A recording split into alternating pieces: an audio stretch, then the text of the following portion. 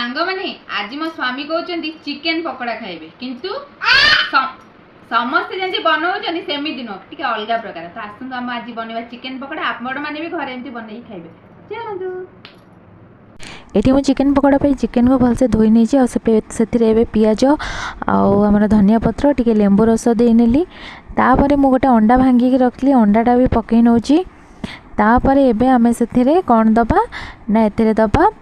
बेसन दबा खाइबा सोडा दबा लंका गुंड दबा तापर गरम मसला हलदी स्वाद अनुसार लुण आ कॉर्नफ्लोर दबा आ सब जगह को पकईकि सब सब जगह पकईदबा तापर एबे ताको भल भाव में गोले नबा तो तादरे मु अदा रसुण पेस्ट देदेली ताको भल भाव में गोले नेली एबे आको किछ समय रखिदे तापर एबे तेल रे छाणी दबा देखंतु आ टिके लाल लाल हबो ए लाल लाल हे गला हमर चिकेन पकोड़ा। वीडियो भल लागे लाइक करिवे बाय।